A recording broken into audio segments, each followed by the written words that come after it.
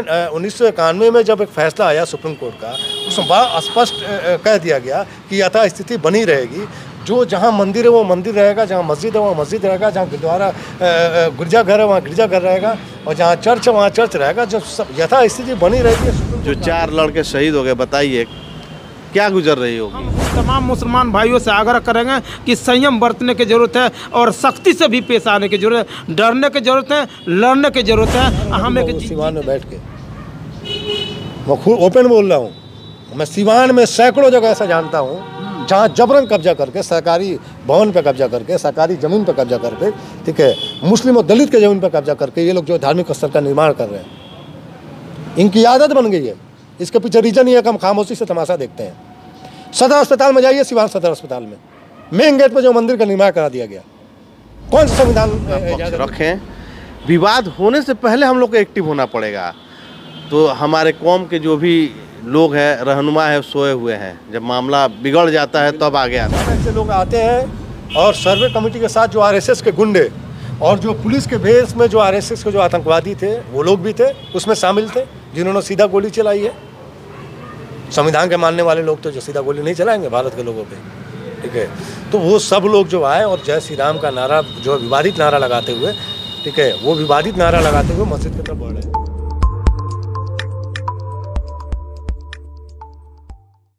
आप सबको पता है यूपी के संभल में शाही जमा मस्जिद का विवाद 2 दिनों से पूरे नेशनल टेलीविज़न पे सबसे ज़्यादा चर्चा में है। अभी उसी पे हम लोग बात करेंगे, क्योंकि आप सबको पता है नेशनल टेलीविज़न पे चल रहा है, लोकल चैनल पे, ज़िले का, प्रखंड लेवल का जितना सारा चैनल होता है, जब इस पर बात होने लगती है तो आम लोगों को, गांव के जितने सारे लोग हैं, उनको लगने लगता है कि ये मामला बहुत गंभीर है। तो उसी को मामले को समझने के लिए अभी आप ये देखिए, जो सिवान जिला के जो भी सम्मानित लोग हैं, जिम्मेदार लोग हैं, यूथ जो लोग हैं, उन लोगों के साथ हम लोग जुड़ने की कोशिश करेंगे। ये पप्पू चमार साहब है, संविधान बचाओ संघर्ष मोर्चा के इसी से जुड़े हुए हैं। हम चाहेंगे कि एक एक करके सारे लोग पहले परिचय दे दे तो ज़्यादा बेहतर होगा। मेरा नाम राजकुमार गौतम, पप्पू चमार साहब, सिवान हो जी। सनाउल्लाह खान, सिवान। जी शानुल होदा। मैं अनवर इकबाल। तेज बोलिए थोड़ा। मैं मोहम्मद खालिद जी। इसरार अहमद जी, ठीक। चलिए तो शुरुआत करेंगे सनाउल्लाह भाई से। जी सनाउल्लाह भाई, किस तरह से इस पूरे मामले को आप किस तरह से इसको समझते हैं? बहुत ही अफसोसनाक, लोकतंत्र के लिए शर्मनाक, और शब्द नहीं है, मैं क्या बोलूं कि जो मामला हुआ है उत्तर प्रदेश के संभल में, उसको कैसे बयां किया जाए। ऐसे चीज़ों का लोकतंत्र संविधान में कोई जगह नहीं है, और उसके दायरे में मैं बात, गुस्सा बहुत ज़्यादा है, मैं बोलूँगा तो हो सकता है कि उससे बाहर चला जाऊँ, क्योंकि हम लोग अमन पसंद लोग हैं और संविधान को पसंद करने वाले लोग हैं। तो इतना ही कहना चाहूँगा कि जो हुआ गलत हुआ, ऐसा नहीं होना चाहिए, और सरकार जो है पूरी तरह से जो है संविधान को ख़त्म करना चाहती है, मुसलमानों को जो दोम दर्जा का नागरिक बनाना चाहती है, जो कि नामुमकिन है। क्योंकि देखिए, कौम जो है, जो मुस्लिम है, वो यकीन मानिए जहाँ मोहब्बत करते हैं जिस चीज़ से, उसको आसानी से कोई छीन नहीं सकता, कोई ले नहीं सकता। अब यह है कि हमारे मुल्क है, हमको अपने मुल्क से मोहब्बत है, और जब मौका मिला हमने जो है शहादत दिया और बताया कि मोहब्बत कितनी है। आज़ादी की लड़ाई में देखिए, इतिहास में पढ़िए, जब जब ज़रूरत पड़ा तो हम लोगों ने जो है शहादत दी है। अपने मुल्क जो है को मोहब्बत से जो सींच का आज तक रखा हुआ है, और आगे भी इंशाल्लाह जो है वैसे ही रहेगा। अब यह है कि जो लोग, जिनका जो है आज़ादी की लड़ाई में कोई मतलब नहीं था, जो लोग आज़ादी, जब हम लोग जो है भारत के लोग, हिंदू मुसलमान सिख ईसाई जो भी भारत के लोग हैं, जब आज़ादी की लड़ाई लड़ रहे थे, तो जो लोग अंग्रेज़ों के मुखबिर बने हुए थे, ये इत्तफाक है या देश का दुर्भाग्य है कि वैसे लोग सत्ता में काबिज हैं। और जो सत्ता में काबिज लोग हैं, ना उनको मुल्क से मोहब्बत है, ना मुल्क के आइन से मोहब्बत है, ना मुल्क के जो एकता और अखंडता से कोई लेना देना है। तो वैसे लोग जब सत्ता में काबिज हैं और उनको पता है कि ये जो अमन पसंद लोग हैं, ऐसे लोगों को जब तक तोड़ा नहीं जाएगा, एक दूसरे से अलग नहीं किया जाएगा, ठीक है, तो इन लोगों ने अंग्रेज़ों को खदेड़ा, और हम भी बहुत ज़्यादा दिन तक जो सत्ता पे काबिज नहीं रह सकते हैं। एक बार धोखा दे के तो आ गए कुछ दिनों के लिए, बहुत लंबा हम इनके इस मुल्क को हुकूमत नहीं कर पाएंगे। इस वजह से ये बार बार जो है मंदिर मस्जिद का विवाद, हिंदू मुसलमान का विवाद, और विवाद होता क्यों है भाई, क्यों होना है विवाद? जब आप जो है 1991 में जब एक फैसला आया सुप्रीम कोर्ट का, उसमें बड़ा स्पष्ट कह दिया गया कि यथास्थिति बनी रहेगी, जो जहाँ मंदिर है वो मंदिर रहेगा, जहाँ मस्जिद है वहाँ मस्जिद रहेगा, जहाँ गुरुद्वारा गिरजाघर है वहाँ गिरजाघर रहेगा, और जहाँ चर्च है वहाँ चर्च रहेगा। जब सब यथास्थिति बनी रहेगी, ये सुप्रीम कोर्ट का आदेश है, तो फिर ये आए दिन जो है कभी ये लोग चले जाते हैं ज्ञान वापी के मामले में जो है लेके जाते हैं और देते हैं कोर्ट में आवेदन, और कोर्ट जो उसको एक्सेप्ट कर लेता है। कभी मथुरा में जाके जो है वहाँ जो है ईदगाह पे जो है जाके आवेदन देते हैं, उसको कोर्ट एक्सेप्ट कर ले रहा है। अभी जो है संभल के जमा मस्जिद पे जाके जो आवेदन दिया उसको एक्सेप्ट कर लिया। ये जितने जांच है सब जो है जांच के घेरे में है। ये सब जो संविधान के मानने वाले लोग नहीं है, ये कोई जो है संविधान के मानने वाले लोग नहीं है। आप बताइए कि जब जो है सुप्रीम कोर्ट ने स्पष्ट मना कर दिया है एज इट इज़ बना रहेगा, यथास्थिति बनी रहेगी, तो ये मामले की सुनवाई के लिए आवेदन स्वीकार कैसे किया जा रहा है? चलिए 1% मान लिया कि स्वीकार कर लिया, जो है संविधान को साइड में कर दिया, आपने स्वीकार कर दिया। स्वीकार करने के बाद आपकी जब कमेटी जाती है, सर्वे कमेटी जाती है, तो संभल में जो शाही जमा मस्जिद है वहाँ की जो कमेटी थी, जो इमाम साहब थे, सभी लोगों ने जो है कोऑपरेट किया, और जो है जो भी जांच सर्वे था वो पूरा हुआ। पूरा होने के बाद जो शांतिपूर्ण तरीक़ा से लोग चले गए, कहीं कोई विरोध नहीं हुआ। एक आदमी जो है उस समय कोई विरोध करने नहीं आया, ना जिंदाबाद मुर्दाबाद का कोई नारा हुआ, लोग चले गए, सर्वे करके शांतिपूर्ण तरीक़ा से हो गया। ये शांतिपूर्ण तरीक़ा से जो है सर्वे का कंप्लीट होना, ये आरएसएस और भाजपा के बेचैनी को बढ़ा दिया। उनको ऐसा लग रहा था कि हम जो है नया विवाद खड़ा कर रहे हैं, इस पर जो मुसलमान जो विरोध करेंगे। ऐसा कुछ नहीं हुआ। हम लोगों ने सर्वे कराया, सर्वे में कुछ मिला नहीं। दोबारा ये लोग को लगा कि जो हमारा मामला जो है शांत हो जाएगा, कैसे लड़ाया जाए, भड़काया जाए, वहाँ जो हिंदू मुसलमान को जो है कैसे भड़काया जाए। दोबारा वो लोग आए, अचानक से जो है शाम में कल 5 बजे कोर्ट का आदेश आता है, ना मस्जिद कमेटी को बताया जाता, ना किसी और को जो है लोकल थाने को, किसी को कोई खबर नहीं होती है। अचानक से लोग आते हैं और सर्वे कमेटी के साथ जो आरएसएस के गुंडे और जो पुलिस के भेष में जो आरएसएस के जो आतंकवादी थे वो लोग भी थे, उसमें शामिल थे, जिन्होंने सीधा गोली चलाई है। संविधान के मानने वाले लोग तो जो सीधा गोली नहीं चलाएंगे भारत के लोगों पे, ठीक है। तो वो सब लोग जो आए और जय श्री राम का नारा, जो विवादित नारा लगाते हुए, ठीक है, वो विवादित नारा लगाते हुए मस्जिद की तरफ बढ़ रहे थे। वहाँ बढ़े हैं, वहाँ नोक झोंक हुए। जो वहाँ का सीओ है, ठीक है, वो भी जाँच होना चाहिए उसका भी। वो जो है लाठीचार्ज का आदेश दे दिया। लोग जो आ रहे थे पूछने के भाई आप जो इस तरह से कहाँ जा रहे हैं, जांच तो पूरा हो चुका है सर्वे का। तो इस पर फिर विवाद बढ़ा।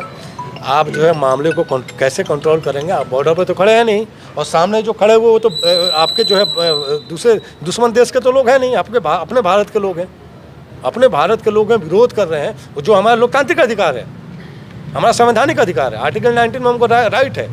तो हमको जो मामला गलत रहेगा हम उसके विरोध में आएंगे सड़क पे। तो हम लोकतांत्रिक तरीके से, संवैधानिक तरीके से हम विरोध कर रहे हैं, आप गोली चलवा दिए। ये सब बिल्कुल जो नहीं होना चाहिए, ये सरासर गलत है। जी खालिद भाई से इस पे हम लोग प्रतिक्रिया लेने चाहेंगे। 4 लोग इस दुनिया से जा चुके हैं, क्या कहेंगे? देखिए, सबसे पहले तो थोड़ा सा नज़दीक कीजिए ना। बहुत ही अफसोस की बात है। बताइए, 4 जवान लड़के जो शहीद हो गए, उन माओं पे क्या गुजरती होगी, ये आप भी और हम भी समझ सकते हैं। और बहुत ही शर्म की बात है कि जब कोर्ट एक बार सर्वे करा चुका था संभल में, फिर चलिए सारा जितना भी मस्जिद के कमेटी के लोग थे सब लोगों ने कोऑपरेट किया, आप सर्वे करा लिए, फिर दोबारा आप सर्वे कराने के लिए आ गए। ठीक है, आइए, तो जो सर्वे कमेटी के लोग हैं वही लोग आए, उनके साथ वकील आते हैं, बहुत सारे आरएसएस के जो भी लोग थे आके आप अपना धार्मिक नारा लगाते हुए आते हैं। तो सिर्फ सर्वे टीम ही आना चाहिए ना। तो आप इतने लोग आने का क्या मकसद था? मकसद तो यही था कि हमको वहाँ पे माहौल ख़राब करना है, दंगा करना है। तो एकदम न्यायपालिका से खास करके अल्पसंख्यक लोगों का उम्मीद उठते जा रहा है। अब इस तरह अगर होगा देश में तो क्या होगा? बहुत बुरा स्थिति होगा। तो इस सब चीज़ लोगों को समझना पड़ेगा कि भाई जो भी मामलात आता है, हम लोगों को भाई कोर्ट से जैसे भी होता है हम लोग को समझना पड़ेगा कि आखिर ऐसा क्यों हो रहा है। हम ही लोग के खिलाफ बार बार हर मस्जिद पे बोल रहे हैं कि हाँ मंदिर है। कभी कोई अल्पसंख्यक लोग जाके ये नहीं बोला कि इस मंदिर पे मस्जिद था, ये था वो था। आखिर देश का माहौल क्यों आप लोग ख़राब कर रहे हैं? नहीं करना चाहिए। जो 4 लड़के शहीद हो गए, बताइए क्या गुजर रही होगी। नहीं, एक बात आपने खालिद भाई कहा कि जो संविधान है, लोकतंत्र है, सुप्रीम कोर्ट है, उस पर भी मुसलमानों का विश्वास उठते जा रहा है। यूपी का ही मामला था जो आपका मदरसा बोर्ड से रिलेटेड, उसको तो लोगों ने बड़ा स्वागत किया था। अब 10 काम आप मेरे लिए गलत कीजिए, एक सही कर दीजिए, ये तो नहीं चलेगा ना। मान जब एक बार सर्वे हो चुका है तो फिर अब दोबारा क्यों सर्वे कराएं? उसी पे आप रिपोर्ट बनाते हैं। चलिए दोबारा भी कराएं, मान लेते हैं। तो जो सर्वे टीम है उतना ही लोगों को इजाज़त होना चाहिए। वहाँ पे CO SDM जो भी था उतना ही लोगों को भेजता, और मस्जिद के कमेटी के लोग होते हैं, उतने लोग गए तो उस प्रशासन को वहाँ पे रोकना चाहिए। कोर्ट का ऑर्डर था तो सिर्फ सर्वे टीम जाती। इतने लोग जाने का क्या मकसद है? कैसे हम उम्मीद करें कोर्ट पे? जी जी। तो अब हम लोग पप्पू भाई के साथ जुड़ने की कोशिश करेंगे। थोड़ा सा और उधर चला जाए। जी पप्पू भाई, बताया जाए किस तरह से इस पूरे मामले को आप समझते हैं? देखिए, ये पूरा मामला कहीं ना कहीं ये दंगा कराने का है। मैं बहुत अच्छा एक बात उन्होंने कहा, जो देश का गद्दार है आज वफादार बना हुआ है। जो व्यक्ति सरवरकर है, गोलवरकर है, जो देश के साथ गद्दारी किया, आज इस देश पर हुकूमत करना चाह रहा है, तो कहीं ना कहीं गलत व्यक्ति गलत ही कराना चाहता है। तो मेरे कहने का अर्थ है कि देखिए, ये देश संविधान से सभी का आस्था संविधान में टिका हुआ है। सभी लोग अमन पसंद हैं, और मुसलमान अगर कोई सोचता है कि नहीं इस देश का गुनहगार है, तो ये इतिहास बताएगा कि इस देश के मुसलमान गुनहगार है, या RSS के गुंडे हैं, या सावरकर है, गोलवरकर है, या दुष्ट दीनदयाल उपाध्याय है। तो ये देश को जानना होगा, देश नहीं बल्कि संविधान। ये इनका पूर्ण रूप से कहीं ना कहीं मनुस्मृति लागू करने का नियत है। मैं पूछना चाहता हूँ कि आखिर क्यों दोबारा हुआ? ये तो पहले जांच होना ही नहीं चाहिए। ये संविधान कहता है, अकॉर्डिंग टू संविधान कहता, और सुप्रीम कोर्ट दे दिया था हल्फनामा, और ये कानून के आदेश एक्सेप्ट कर लिया गया था कि नहीं, कोई इस तरह का हलफनामा याचिका जो होगा एक्सेप्ट नहीं किया जाएगा सुप्रीम कोर्ट में या हाई कोर्ट। जब सुप्रीम कोर्ट कर दिया तो हाई कोर्ट करबे नहीं करेगा। तो फिर किस परिस्थिति में आया? ये देखिए, ये प्रूव होता है कि सोची समझी साजिश थी। वहाँ जो चुनाव हुआ है, 9 उपचुनाव हुआ है, वो बरियारी पूर्वक देखा गया मीडिया के माध्यम से कि मुसलमानों को वोट नहीं दिया गया, मुसलमानों को गाड़ी दिया गया, मुसलमानों को क्या प्रशासन द्वारा डरवाया धमकाया गया। तो ये समझा कि ये मामला सदन तक उठेगा कि भाई ये लोकतंत्र है, विश्व का सबसे बड़ा लोकतंत्र है, तो ये मामला उठेगा। तो इसको डाइवर्ट करने के लिए ये दंगा जानबूझ के कराया गया। वैसे लोगों पर मैं विपक्ष से भी कहूँगा कि उनको इस पर कार्रवाई होनी चाहिए और सख्ती से पेश हो जाए। अगर नहीं इस तरह का तो ये मामला सड़क पर उतरेगा। इसीलिए हम लोग बैठे हुए हैं। अब जगह जगह सड़क पर ये मामला उठेगा, सड़क से अब सदन तक जाने का काम करेगा। ये बीजेपी या RSS वो लोग ये गुंडई करना चाहते हैं, तो इस देश में गुंडई नहीं होगा। ये इसलिए कि ये विश्व के सबसे बड़ा लोकतांत्रिक देश है, और जब अंग्रेज़ों को यहाँ से भगा दिया गया तो फिर ऐसे लोगों को, ये 2 मिनट के बात है, ये लोग भी जो लोग होंगे यहाँ नहीं रह पाएंगे। अभी पूरे देश में जो हालात बना हुआ है, एक मुसलमान होने के नाते लोगों को क्या करना चाहिए? इस सिचुएशन में, इस हालात में क्या करना चाहिए? आपको क्या लगता है? देखो, अभी जो मुल्क में जो हालात है, या मुल्क के किसी हिस्से की बात कर लें, वाकई जो है मुसलमानों के लिए चैलेंज है, बहुत बड़ा चैलेंज है। क्योंकि ये हिंदू राष्ट्र की तरफ जो है भारत को बढ़ाना चाहते हैं, जो कि असंभव है, नामुमकिन है। भारत हिंदू राष्ट्र कभी नहीं बन सकता। लेकिन चूँकि ये अब नासमझ और गोबर दिमाग में जिनके भरा हुआ है, वो लोग ये सोचते हैं कि 4 दिन जो हुकूमत में आए हुए हैं, 4 दिन सत्ता का जो नशा है, वो 4 दिन में सोचते हैं कि हम भारत को हिंदू राष्ट्र बना देंगे, मुसलमानों को खदेड़ देंगे, डरा देंगे, धमका देंगे। ऐसा कुछ नहीं होने वाला है। भारत जो है संविधान से ही चला था, चलेगा, आगे भी जो है चलता है और चलता ही रहेगा। तब यह है कि संविधान पे हमला भारत के एक भी नागरिक पे, हिंदू या मुसलमान हो, दलित हो, कोई भी हो, एक भी नागरिक पे या एक भी किसी के भी धार्मिक स्थल पे हमला करना संविधान लोकतंत्र पे हमला है। और आज के डेट में चूंकि ये क्या कर रहा है, मुसलमानों के खिलाफ जो नफरत भर दिया गया है, रोजगार से दूर कर दिया, एजुकेशन से दूर कर दिया, हेल्थ का मामला जो है बिल्कुल ख़त्म ही है, अस्पतालों का हाल इनका पूरा जो है डाइवर्ट कर दिया है। जो बहुसंख्यक हैं जो भारत के, उनका माइंड जो है डाइवर्ट कर दिया मुसलमानों के, हम मुसलमानों को तबाह कर रहे हैं, बर्बाद कर रहे हैं, जबकि ऐसा इनकी औकात ही नहीं है। हकीकत ये है कि हम संविधान के मानने वाले लोग हैं, वो संविधान को पसंद करने वाले लोग नहीं है। वो जो भी कर रहे हैं सब जो है गैर संवैधानिक है, असंवैधानिक है, संविधान को साइड करके ये सब काम कर रहे हैं। यकीन मानिए ना कि आप बताइए कि हमारा इतिहास रहा है जब से भारत आज़ाद हुआ या आज़ादी से पहले गुलाम भारत में भी हमने जिससे मोहब्बत किया उस चीज़ को जो अपने से अलग नहीं होने दिया। और रही बात जो है डराने की, तो ये कौम जो है यकीन मानिए डरता सिर्फ अल्लाह ही से है, दूसरा कोई है नहीं जो डरा पाए।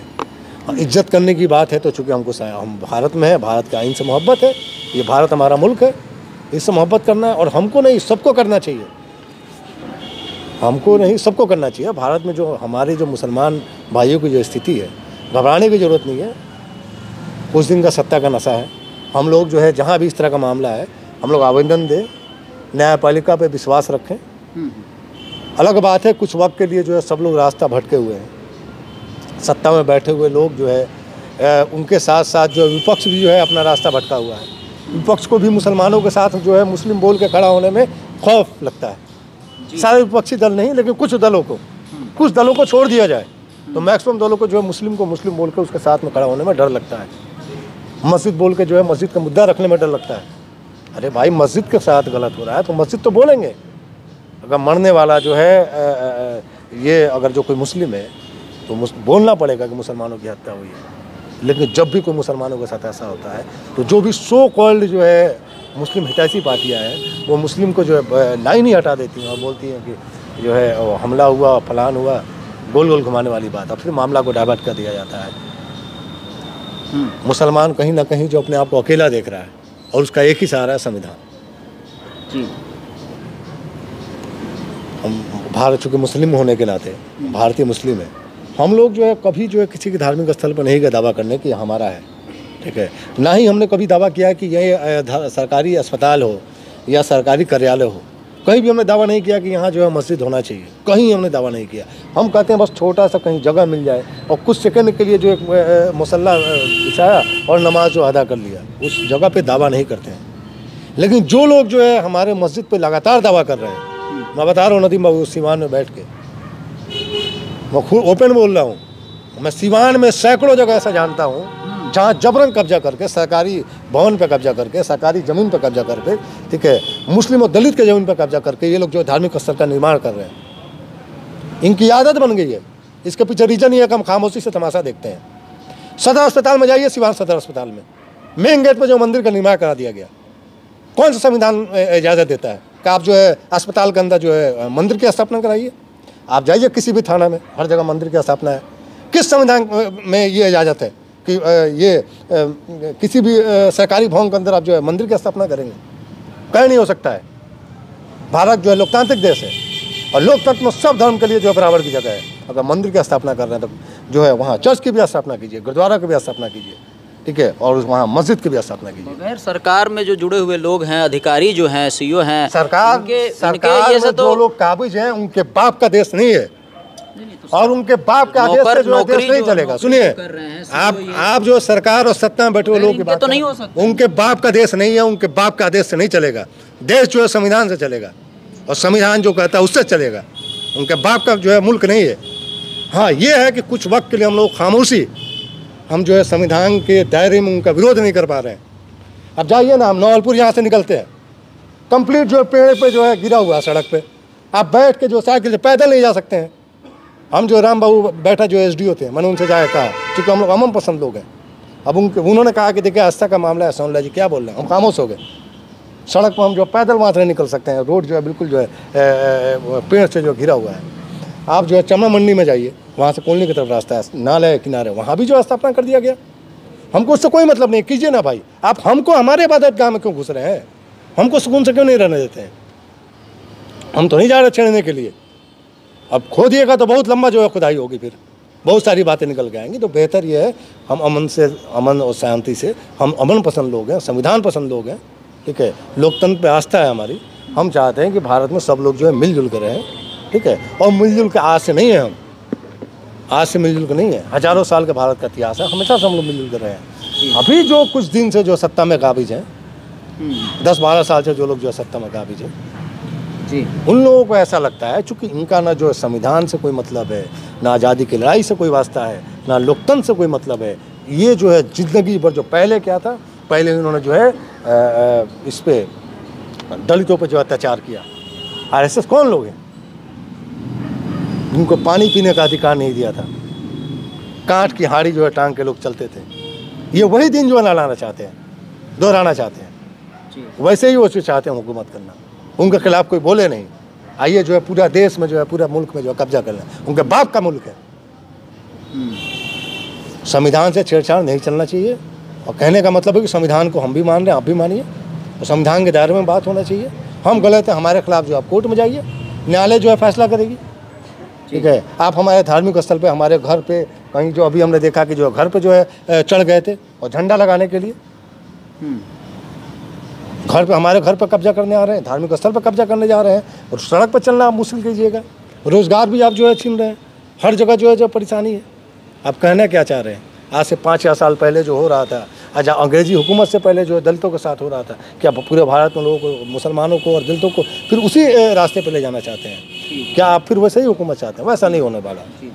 शुक्रिया जी खालिद भाई। मैं पूरे देश के अल्पसंख्यक से ये मतलब अपील करना चाहूँगा कि जब कभी भी कोई भी अल्पसंख्यकों पे कोई भी मामला आए, जैसे समझ में आए कि हम पे ये लोग विवाद उपाटने वाले हैं, उसी वक्त हम लोग संविधान के मानने वाले लोग हैं। हम लोग संवैधानिक तरीके से कोर्ट में, थाना में हम लोग पहले से एक्टिव होके अपना पक्ष रखें। विवाद होने से पहले हम लोग को एक्टिव होना पड़ेगा। तो हमारे कौम के जो भी लोग हैं, रहनुमा है, सोए हुए हैं, जब मामला बिगड़ जाता है तब आगे आते हैं। तो मेरा अपील है सभी अल्पसंख्यक लोगों से, मुस्लिमों से मेरा अपील है कि आप जब मामला उठे उससे पहले ही तैयारी कर लीजिए। संविधान है, कोर्ट है, हम जाएंगे, उसमें बात करेंगे, भाई अपना पक्ष रखेंगे। तो हो सकता है कि इस मामला, अगर हम लोग ऐसा कदम उठाएं तो हो सकता है कि बहुत सारे मामला वहीं पे ख़त्म हो जाए। तो सभी से अपील है कि संविधान के दायरे में रह के हम लोग कोर्ट के शरण में चला जाए, और ऐसा कोई भी विवाद होता है तो हम लोग पहले ही अपनी तैयारी की जाए। देखिए, आप थोड़ी देर के एक मुसलमान की तरफ मैं जाना चाहता हूँ। आप देखिए, इसी धरती पर उन्होंने जन्म लिया है और इसमें ही वो मुसलमान दफन होगा। आप देखेंगे इंडिया गेट पर कि 1.5 लाख में, जिसमें 95,000 मुसलमानों का वहाँ नाम है। मैं पूछना चाहता हूँ कि उस समय जो अपने आप को देश हित की बात कर रहे हैं वो कहाँ थे? तो मैं कहना चाहता हूँ कि ये अमन पसंद लोग हैं, शुरू से इतिहास गवाह है। आप देखेंगे कि जब बाबा साहब की परिस्थिति आई, बाबा साहब को हराने के काम ऐसे आरएसएस बीजेपी के लोगों ने किया, तो उस समय भी मुसलमान बाबा साहब को जिता के पार्लियामेंट में भेजने का काम किया। तो आज भी दलित और मुस्लिम एक साथ है। अगर किसी मुसलमानों के साथ, मुसलमान के मैं नाम नहीं ले, अगर मुसलमान के साथ हो रहा है तो ये लोकतंत्र की हत्या है। दलित और मुस्लिम हमेशा एक साथ सदियों से रहा है और आज भी रहेगा। मैं तो कहूँगा कि कुछ आप बदलिए, कुछ हम बदले, मुहाना बदलेगा, हम और आप एक साथ रहे तो ज़माना बदलेगा। हम उन तमाम मुसलमान भाइयों से आग्रह करेंगे कि संयम बरतने की ज़रूरत है और सख्ती से भी पेश आने की ज़रूरत है। डरने की ज़रूरत है, लड़ने की ज़रूरत है। हम एक जीतेंगे। शैलेंद्र कुमार कहें कि तू जिंदा है तो ज़िंदगी के जीत पर यकीन कर, हम एक दिन जीतेंगे। इसलिए कि हम लोग अमन पसंद व्यक्ति हैं, मुसलमान भी अमन पसंद व्यक्ति है। और रहा सवाल कि ये लोग कभी इस तरह के नहीं करते जो समाज में इस तरह की बुराइयां हो, ये इस्लाम भी नहीं कहता है, तो फिर मुसलमान कैसे कर सकता है? तो मैं ये कहना चाहता हूं कि ऐसे न हो। ऐसा अगर होता है तो ये ठीक नहीं होगा। चलिए वीडियो ख़त्म करेंगे। आपकी इस पे क्या प्रतिक्रिया, कमेंट के माध्यम से आप लोग अपनी पूरी बातों को आप रख सकते हैं। जो भी बात थी, इनकी जो भी बातें थी वो आप तमाम लोगों तक हम लोग पहुँचाने की कोशिश की। बने रहे, देखते रहें लगन।